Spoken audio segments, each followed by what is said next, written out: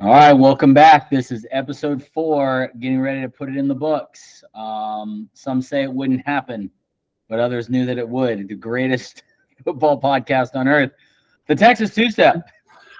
Bang, bang. Welcome back. What's going on, everybody? Hello, Hanley. Good to see you What's up, Anderson? over there. I'm excited. It's actually raining over here. Oh, Is it raining for you? It is pouring. Never was wondering if we'd ever see it again. I think I certainly the hottest summer I remember, but I don't think I've seen rain in over 2 months here. Everything's dead. Yeah, It's crazy. Map of swaths of our yards, definitely dirt.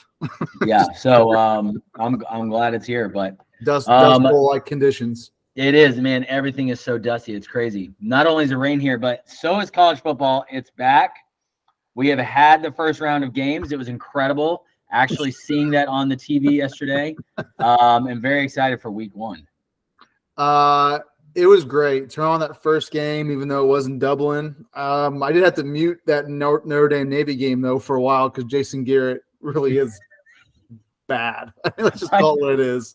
I was terrible. I didn't know he was doing college, and then I saw him on. I was like, Jason Garrett, what are you doing? Maybe he's got red hair, so they send him to Dublin. Is that what it was? You know, all these sports companies and sports networks are having trouble paying the bills. I know you got to cut costs somewhere, and so if you're going to get Jason Garrett to your Notre Dame broadcast, I guess that's what you got to do. You get Jason Garrett for a discount, you're saying? Oh man, he's so bad. Like I don't know how he makes Robert Griffin III look like Kirk Herbstreit.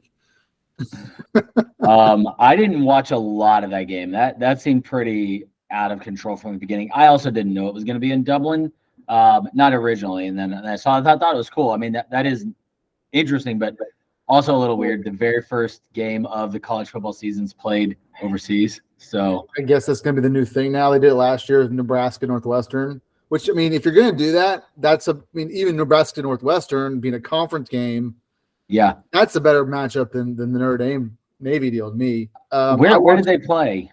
Where was the game last year played? I think it was in Dublin. Oh, really? I think so. Yeah. How interesting. I mean, to do Ireland. I mean, does the NFL play a game in Ireland? Or I know they'll play a game or two in London. I think they're even trying to go to Germany. Now, but I could have sworn last year. Now, the stadium was awesome looking. Yes. I mean, so I'm sure the kids love the opportunity. And then sending Notre Dame to Ireland makes a ton of sense. Yep. It was in Dublin last year, too. Wow. Northwestern Nebraska. That was the Nebraska seems like an odd school there, but I suppose Northwestern was Chicago and a lot of Irish connections to that school. Yeah, it makes a lot of sense for Notre Dame to go there. I mean, Navy, I guess, too, East Coast. But no, it was good to see. I watched probably the first half, and then just kind of doing other things. It's probably not going to be. I don't think anybody had a whole lot of hope. I think I saw some people maybe on Barstool saying, we could look out for the defense of Notre Dame, but most likely that was let's see what. I mean the defense of Navy, but let's see what the team with the Wake Forest, is it Sam Howell? Am I getting that name wrong? That's not right. That was the old. I was thinking Sam Howell. I think that's the old. Yeah, Sam Howell. Yeah, Wake Forest. Yeah, Wake Forest. No, Sam Hartman. Sorry, Sam Hartman. There you go. Sam Howell. I think they both had ridiculous beards. What's crazy stat? I think they flashed it up. I think he passed a couple of records, like moving into like second and third all times during the game. I kind of forget what they were. In what stat? 28-year-olds playing college football, because there was like a Colt McCoy stat there. There was like a. He does not look that young. No. I think he's been playing for a while, but here you go. So he matched. That was his first team. That's a Notre Dame stat. I don't know. I'll have to find it and send it to you. He's definitely a fifth year, right? Didn't he? He was at Wake Forest for a long time. I think he's got like 11,000 pass yards or something. They showed. I don't know, but no, I mean overall it was good. It was good to be back. He's it 24. Was good to get that kind of feeling. And now that you kind of knew like it was like it's almost like that first preseason game for the NFL. You know, you're craving it so bad and you see it and you hate you know what you're gonna watch is kind of lame. Just watch anyway. So what you got? What you drinking tonight? You know, I am not on the alcohol right now. Oh, I am drinking a massive cup of water. I'm going to tell you why. All right. You know, I mean, do you ever do like a really hard workout and then you just drink afterward and then you feel really awful the next day because it's like your body wants nutrients and you just gave it booze? So Friday, we did this. Nathan and I did this workout. It was like 300 air squats and I don't know, probably 150 calories on rowing. So like my legs were just fried and I can't walk. So I'm like, I just gotta flush this lactic acid out with as much water as I can. Ooh. Yeah. It's that rare feeling like it's not supposed to happen. All of a sudden, it just hits you, and it's like you can't go to the bathroom without crying. So it's like you cannot move, cannot go upstairs. Everything's like. I love those threshold workouts. Yeah, you didn't see it coming, but it was more of a mistreatment to myself post workout. So unfortunately, what about yourself? I heard you crack a beer open. Well, I went down to the fridge and was looking for something. You know, with start of college football, you know, it means fall's right around the corner too. Great time. So but looked and see that I've only had a few of the Redbirds left. So you got to enjoy them in the summer. I made a comment the other day. I'm like, I kind of think I need to go get a Redbird because once August is passed, just like the Oktoberfest rule, I don't think you can have that when the summer's over and it's still 100 degrees outside. What is it? Is it Labor Day? No more Redbirds after Labor Day? I guess that's got to be the rule. Which was that first weekend? Is that this weekend coming up, or is that weekend after next? Yeah, after Labor Day. Crazy. So there you go. Right. Got 1 week left. So drink enough from during the summer. Yeah. Well, So did you watch USC and San Jose? I watched some. Yeah, I watched some of it. Interesting thoughts. You know, Caleb Williams. He's obviously not lost anything. He's going for that second Heisman. They're gonna score 45, 50 points a game. That's just that was a given. Yeah. But again, I think like we kind of said last podcast, that defense is just they have to show they're up. Very good. Yeah, right.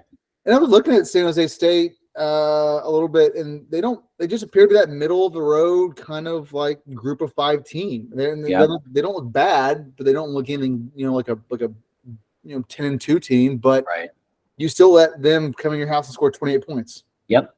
And it looked like they kind of maybe imposed their will a little bit too so on them. So I think that's just going to be the biggest thing this year. USC is just going to have to figure that defense out. And if it ends up costing them again this year, trip to the playoff, how can you move the Big Ten and still keep that defensive coordinator? So that was the biggest thing to me. My kind of takeaway was that is very true. I mean, I showed interest. I watched the first half and it was like, all right, 7-7. Saw him stall a little bit. Didn't really see Caleb Williams make any mistakes, but not get something done. But again, you're talking about your first couple of drives of the season. I know he had his top 10 highlight, kind of fumble the ball, chunk it up. Yep. At the same time, I think you're talking about a San Jose defense, broken defense. He just bombed it to 2 receivers. Oh. And nobody dropped back into coverage because they just overplayed the potential fumble. So I kind of looked at it. I was like, meh, all right. But the talent will be there all season. I mean, that they can put up 42 on anybody. I mean, I maybe even includes Georgia and the Bamas of the world. They could probably still put 42. They're just also going to give up those teams. 45 maybe. It's just right. Right. Looking at it never wasn't like they got up 35-3 and then San Jose got a couple. That's exactly right. I mean 21-7 going into the half. 21-14. No, San Jose scored right at the very end of the first half. Yep. And they drove the field. And They yeah, did. I mean, kind of like that defense. And what stuck out to me was that stadium's half full. And I don't understand that. Like, I really don't. Like, I think you and I would agree that if you want to bring a program back, you better be standing on top of the fans. Like, the fans they're obviously investment and support, but the energy, a lot of their recruiting, especially if you're going to try to get into the Big Ten and say, hey, look, we're going to compete. Like, Ohio State's always going to be full. Michigan's always going to be full. Wisconsin's going to be full. Penn State's going to be full. Minnesota probably was going to have more people at their games than it was just like, all right, this is a Southern California, late August evening game. It's beautiful there at the Coliseum and it's half full. Like that stuck out to me. After you just had a great season and won the Heisman, like by all accounts, you're the number 6 team in the USC, country. yeah, USC should be back. It's not like the Clay Helton days where, hey, number one and then just completely flop. Like, you're going to be good, and no one shows up for that. I was kind of surprised, unless school's not in or something. But it's sad. Well, I mean, and yeah, we hit on it a couple podcasts ago about just the West Coast culture nowadays, and especially in LA, and they're splitting fandom with two other pro teams. Yep. The Dodgers, the Lakers. There's just that those USC teams of the early 2000s that were just dominating the sports scene. There's so much more competition now. Sure. Just the entertainment thing is just so much more crowded for the LA sports scene, and it's sad because they're the flag bearer for West Coast college football and always have been. I would say after kind of the week of watching it and then even seeing the fans now again, you're right. We said it. West Coast sports, West Coast fandom isn't going to match Big Ten and SEC, but they're probably going to have a game or two in the Pac-12 this year where they're going to need the fans to kind of like rally the energy. And if USC's fans are not going to be there, I don't think I really gave as much respect to maybe the talent that the Pac-12 has this year, which is just so unique.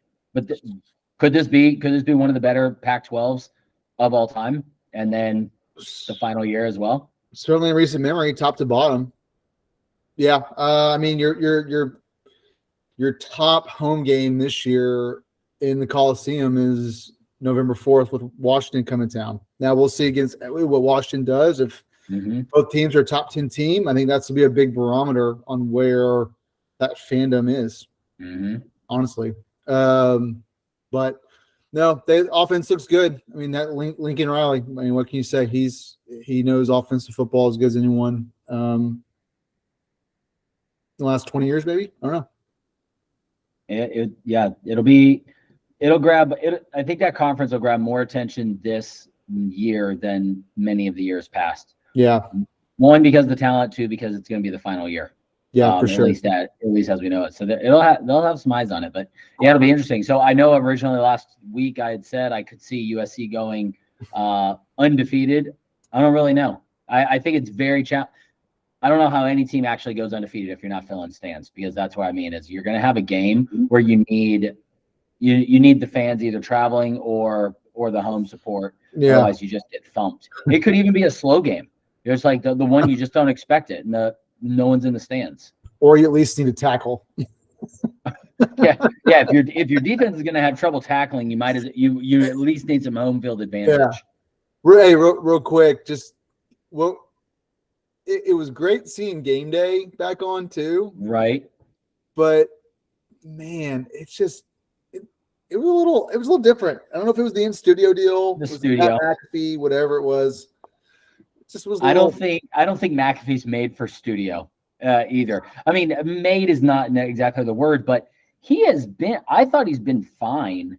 I thought he was great last year on it. But it's like when you're on scene and he gets out in the crowd and he's jumping into the rivers and, doing funny things like that. I feel like that's his bag. But then you put him in a suit and in a studio, and it's like that's not really him. he's good for those, like, hey, let's go to Pat, Yeah. for like it's crazy antics. He's not, he's not someone that sits on that desk. I don't see it. Pollock is a much better fit on that desk than he is, and they fired him.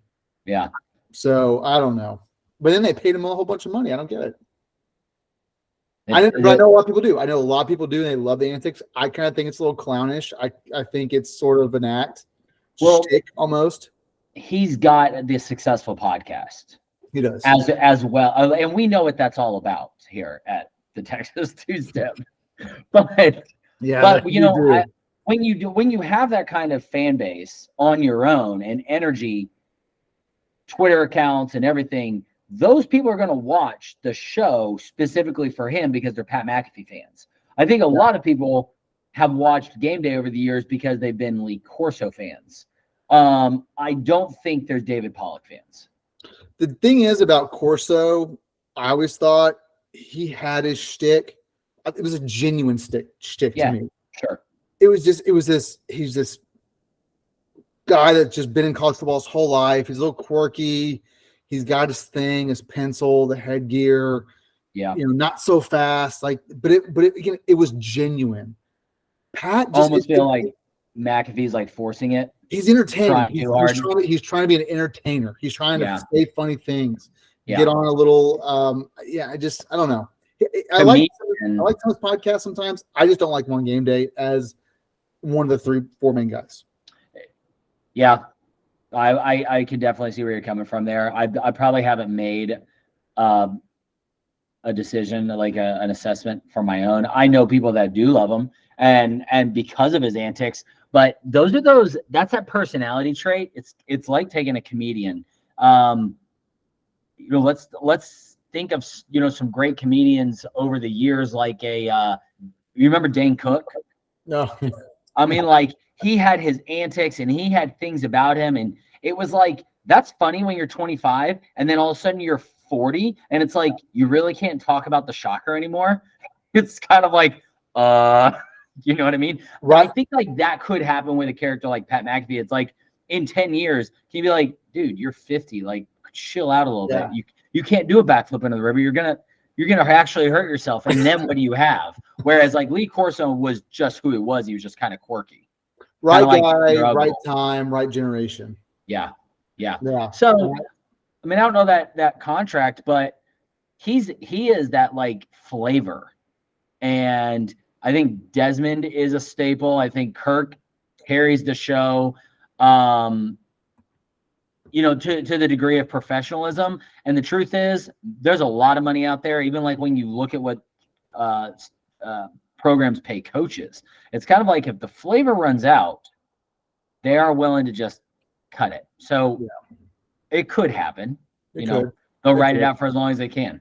I saw no reason why Pollock didn't deserve that seat personally, but allegedly they're smarter men at Disney than me making those kind of decisions. Yeah, allegedly. Allegedly, while they're losing billions of dollars every quarter.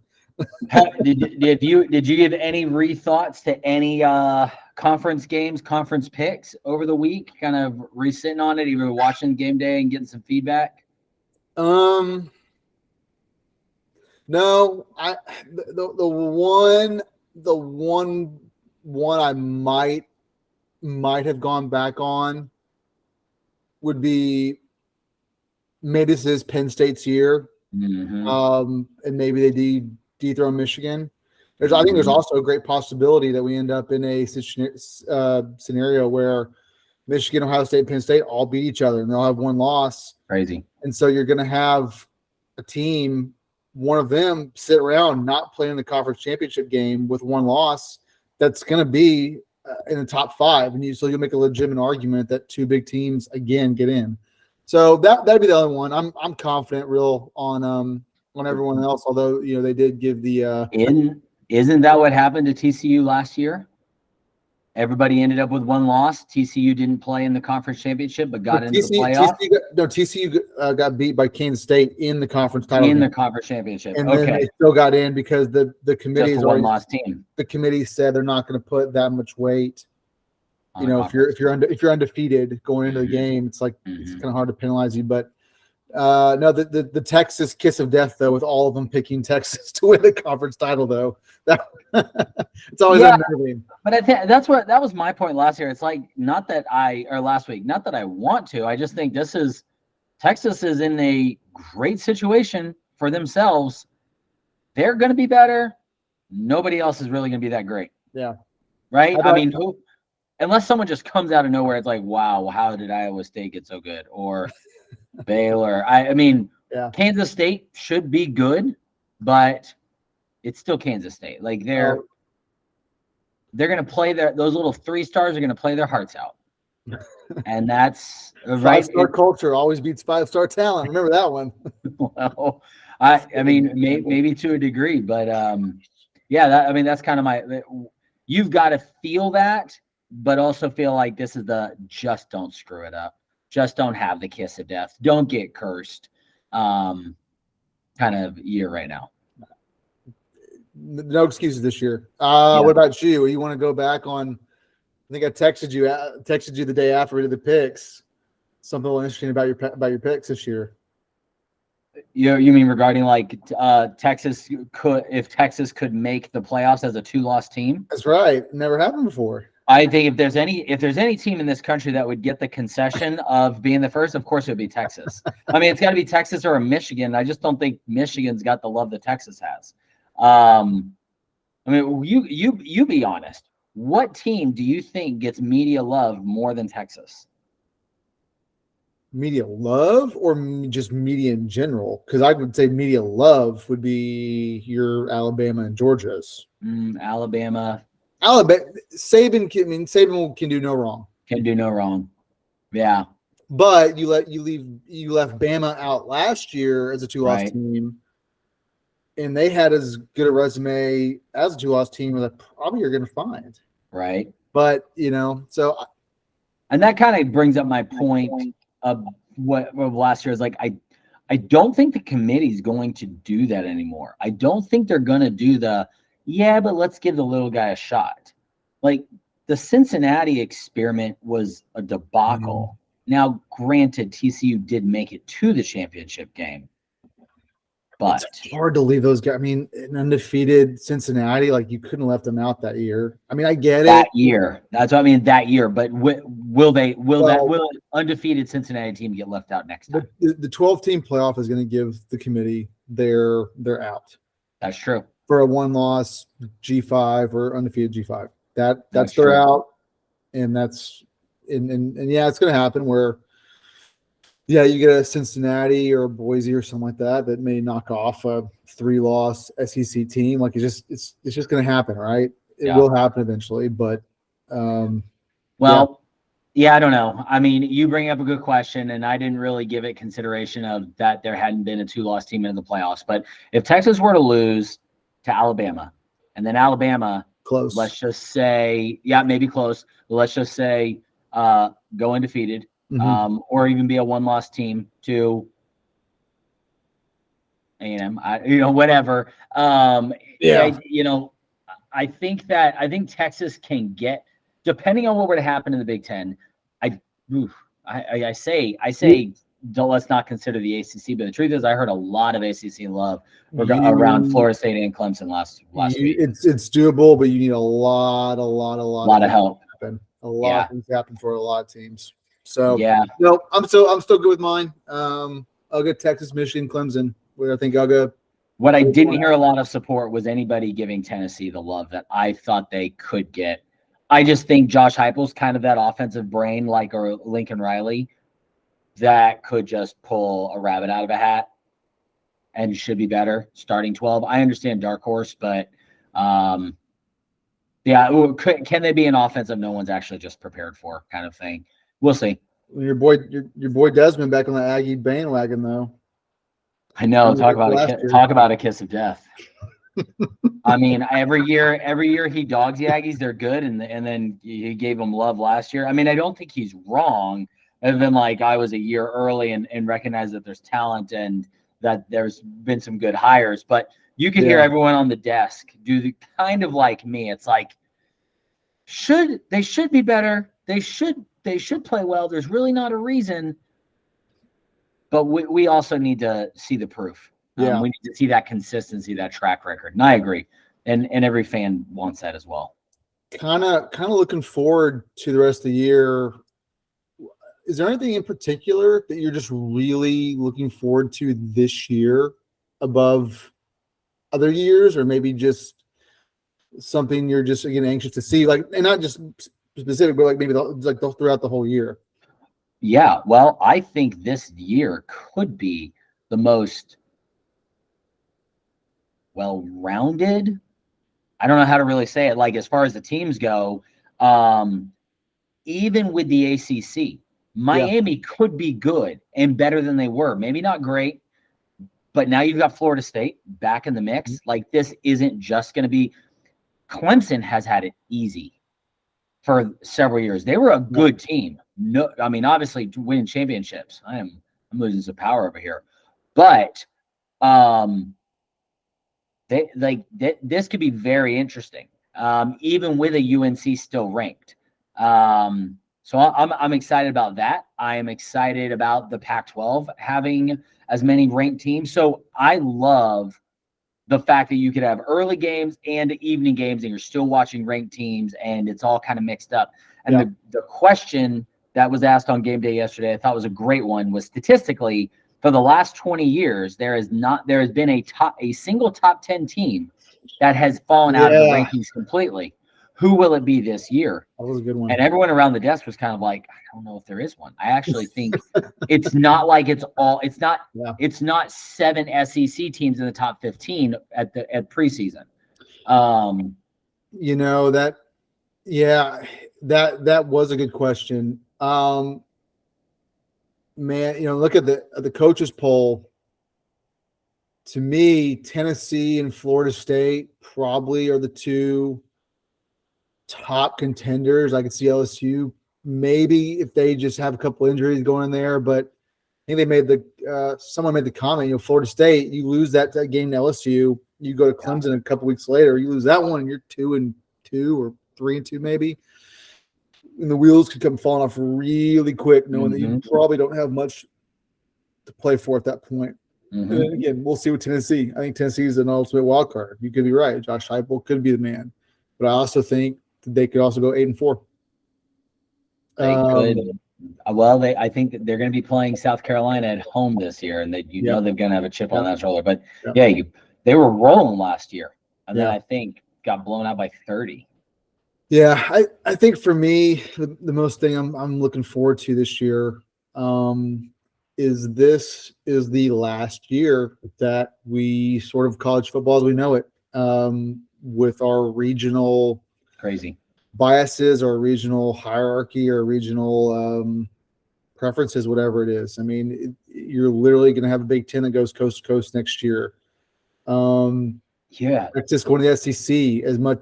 It's going to be a culture shock. And so, I mean, really not to be like a swan song or like, last act of college football as we know it, but this is that. So I'm, going to try to soak that up as much as I can. I think you're right. Also, in 2020, in 2021, doing it to an extent, taught me don't take for granted stuff like college football. That COVID showed us that it can go away just like that. And you never know, right? And so I think for me I've got an appreciation more for it since then. And so just to have it back, I think, is just, I won't call it a blessing or anything like that. It's always just a sense of, it is woven into the moral fiber of this great country. Yes. Men breathe easier when college football is back.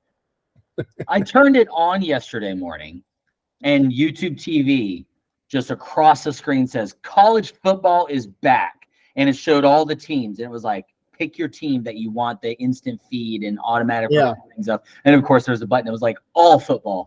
And Courtney walks in, she goes, no, football's not back. And I was like, the screen literally says it. College football is back. You don't argue with the YouTube. Almighty Google. Yeah, she's like, A&M doesn't play this week. it's not back. And I'm like, that is not a rule. As absolutely, I'm not resting on a bye week either. Oh man. So no, I agree. It's that time of year, kind of get that break from summer too. But it does it, it brings in kind of like the end of the year, and time moves fast, the end of the year. Yeah. But yeah, we've been having this realignment. Teams have been shaken up for a while, but this is going to be bigger, but on the same sort of like monumental level as the 1995 when the Big 8 went away and the Big 12 was created. Like, this is not a team or two moving around, a couple people joining the Big 12. This is who is where, what? Like, the SMU is in the ACC kind of thing, or you saw that report. Yeah.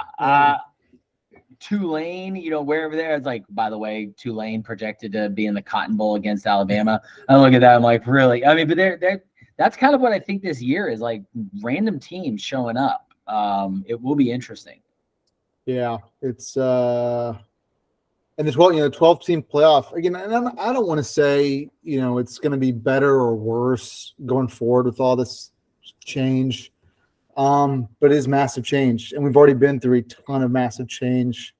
NIL, transfer portal, already realignment. So I don't know. Again, not a swan song, but just kind of soaking up the last of the regional. A little bit of culture to it, yeah. Changing of the way it's been. The guard, sure, and a little bit of the unknown. Yes. Will this evolve the game? You texted me yesterday in regards to kind of that tailgate and what is football going to look like in 5 years, 10 years? And that was a question. Would you rather have college football as you knew it in 2007, or have it as you expect it to be in 2027? Yeah, it's for me. And we touched on it a couple podcasts ago with the old 50-something-year-olds going back to the Southwest Conference days and the glory of that. I mean, for me personally, I will always look back at that 2000 to call it maybe 2005 or 2015, that period as that. Give me that every year. That was every year, even when Texas was bad. That time period. The NIL thing, the transfer portal, the amount of money these coaches are doing with, it's just changed the game so dramatically. Again, I'm not saying it's bad. I'm just saying that was the time you think back to your childhood when you were happiest, to when you were most content, like that Christmas, you got that one toy, you never forget it.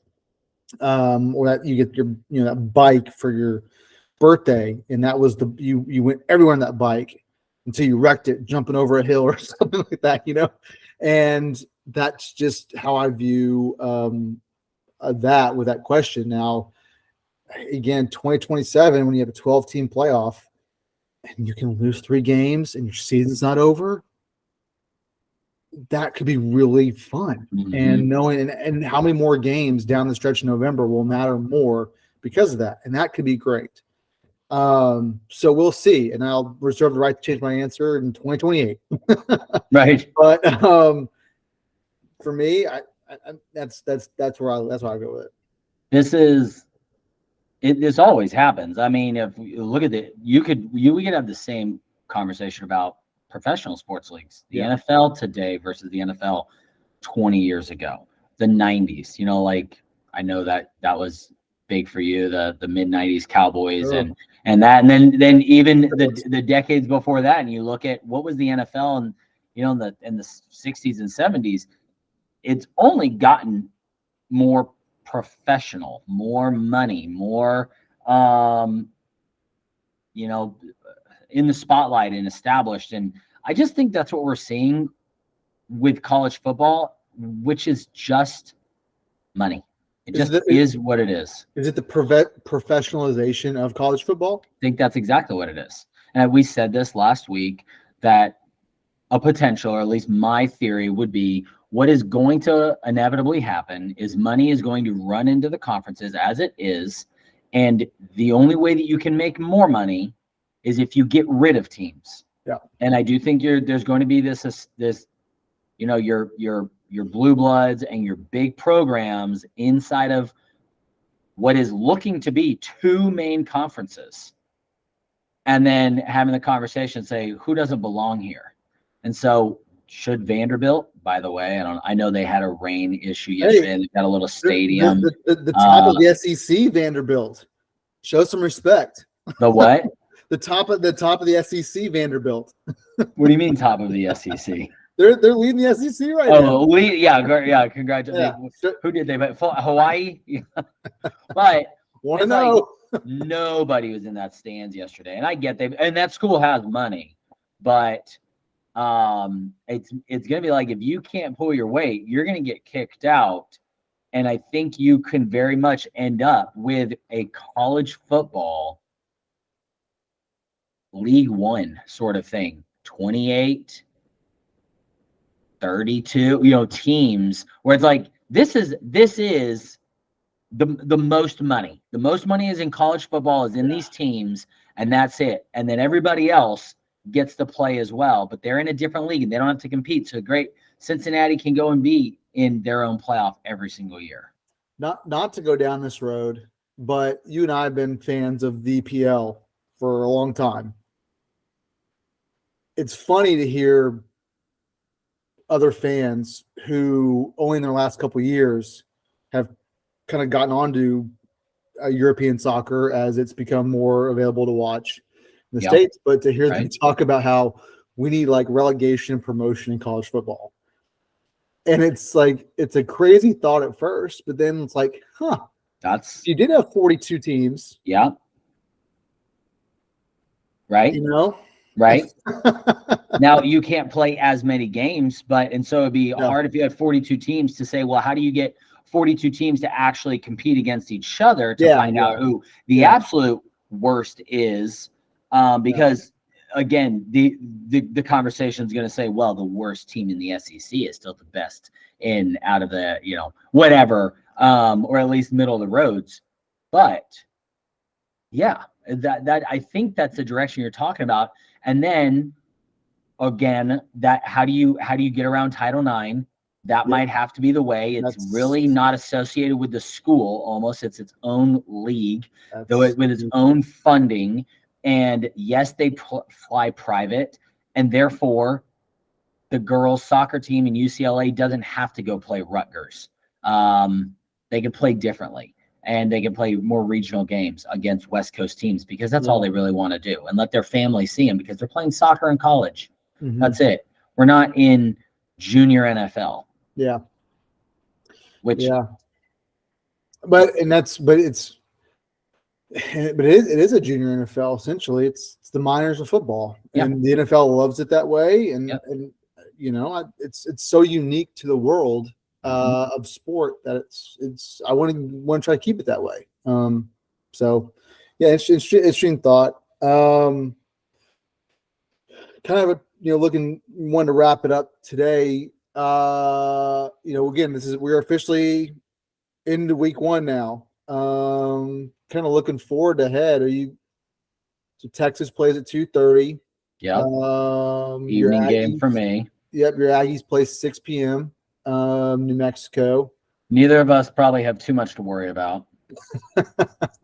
Hopefully, other than if you're betting and you got a 38-point spread, which I won't be taking that. No. Utah, Florida on Thursday. Exciting. It looks very exciting. That's a good opening game. At Utah. What are they favored by? Is the line 7 still? Utah 7. Wow. So that's going to be interesting. I think that's the great game. That is a great game. It's like, where's Florida? Where is the SEC? Where's the SEC East? I'll look on the Saturday Utah? slate. You got West Virginia, Penn State, North. Was that? North Carolina at South Carolina. That's that's your primetime game. That's your Saturday kind of prime game, I think. And then looking ahead to LSU, Florida State. I think we're kicking off at LA at 11 a.m. on Fox. There's gonna be a lot of eyes on Colorado playing TCU. Yep. Yeah, big line, 17 points. I'm shocked by that. Oh, sorry, 21. Shut up, 21 now. 21. I mean, I get it, but Dion and the crew are going to come into Fort Worth with a chip on their shoulder as a 3-point dog, 3-score dog. Yeah, that's crazy. Yeah, it will be. You're right. There'll be a lot of people watching that. I mean, it's a good slate. I'm excited about it. Looked at some early betting lines. The one I'm really looking at, I haven't punched it yet, but UTSA at Houston. Yeah. UTSA is only a 1-point favorite, over under 60.5. I think that could be easy money right there. You said 16? 60.5 for the over under. Like 16. Sure, I'll take that. Yeah. But no, it's a. How about North Carolina, South Carolina? Ranked North Carolina, South Carolina team coming back with Beamer. Shane Beamer. Yeah, UNC -2.5. On the road in Columbia. No, it's a neutral site. Oh. It's at the Panther Stadium. Oh, they're playing a classic. Okay. Yep. And then I tell you, I think Shane Beamer is a coach. And then what's his old face? Mac Daddy. It pisses you off to look at him. He pisses me off when I look at him. I'll never forget, like, when he was rolling in as a freshman to OU, his TikToks. He's like doing front flips, throwing balls to receivers. I'm like, I would text my buddy. I'm like, what are y'all doing at your school? Like, this is Spencer Rattler. Yeah. So But man, that kid was balling at the end of last year. He was. It was crazy. But I think we'll figure out really quick too this weekend, if the ACC is going to make a stand, or they're just going to be the fifth worst conference, fifth best conference in the country. I think we'll know really quick this week. So it's going to be Florida State LSU. Monday in Orlando. Yeah. Yeah. Let's see. Early line LSU 2.5. I grew up a Knowles fan, and I would love for them to help me out and just take a win away from the Tigers right off the bat. That would be incredible. It would be absolutely incredible. I would just love to see that. That's Sunday. LSU, man. Sunday night game. Either one of that team, the loser of that game, better be really careful, because you could wheels could fall off. You could spiral real fast with those fan bases. Yeah, real quick. So call me crazy. I'm not a Brian Kelly fan either. But those Bayou Bengals. I have problems with them. Yep. All right. Yeah. No. Real excited for a full week one. Full menu. So we'll try to get together for something short on Thursday. We will be having that game kickoff at 7:00 Central, Utah and Florida. We're gonna try to do like a top 10, just 10 games, pick them, just names and picks. We can try into Saturday. Just between the two of us, yeah. We can talk about that later. Come up with something for the fans that they may get excited about. We could just register for actually college pick'em and make those the games every week. There's ESPN will have a top 10 games to pick. Mm-hmm. We'll just make those and keep a score. I like it. It'll be fun. All right, real good. Have a good night. Week. That was fun. All right, see you, everybody. Later.